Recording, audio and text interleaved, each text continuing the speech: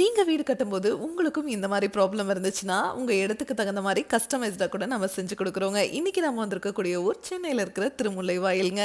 இந்த கஸ்டமர் நம்மள கான்டாக்ட் பண்ணிட்டு, எங்களுக்கு அகலம் ரொம்ப குறைவா இருக்கு. காம்பவுண்ட் வாலுக்கும், பில்லருக்கும் இடையில எங்களுக்கு 3.25 அடி தாங்க அகலம் இருக்கு. நீளம் அதிகமாவே இருக்குன்னு சொல்லியிருந்தாரு. ஸோ நம்ம பயணியர் பயோ டேங்க்லேருந்து நம்ம சைட் என்ஜினியர் அங்க போயிட்டு, அவங்களோட நீள அகலத்தை எல்லாம் மெஷர் பண்ணிட்டு, அவங்க இடத்துக்கு தகுந்த மாரி 3.5 அடி அகலத்துல டேங்க செஞ்சு, நீளத்த அதிகப்படுத்தி கஸ்டமைஸ்டா இன்னைக்கு ஃபிக்ஸ் பண்ணி கொடுக்கலான்னு வந்திருக்கோங்க.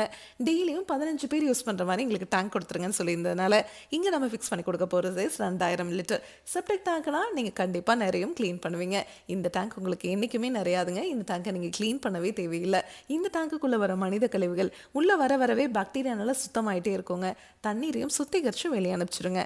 வெளியே வர அந்த தண்ணியில எந்த ஒரு கழிவுகளும் துர்நாற்றம் இருக்காதுங்க. இங்க நம்ம டேங்கை ஃபிக்ஸ் பண்ணி கொடுத்ததுக்கு அப்புறம் நாம வந்திருக்கக்கூடிய இடம் சென்னையில இருக்கிற படப்பை. இந்த இடத்துல புதுசா ஒரு வீடு ஒன்று கன்ஸ்ட்ரக்ஷன் பண்ணிட்டு இருக்காங்க. அதுக்கு தான் நம்ம பயணியர் பயோ டேங்க் 1200 லிட்டர் ஃபிக்ஸ் பண்ணி கொடுக்கலான்னு வந்திருக்கோங்க. டெய்லியும் 7 பேர் யூஸ் பண்றதுக்கு இந்த டேங்க் சைஸ் போதுமானதுங்க. இவங்களோட கார் பார்க்கிங்ல தான் இப்போ நம்ம டேங்கை ஃபிக்ஸ் பண்ணி கொடுத்துட்டு இருக்கிறோம்.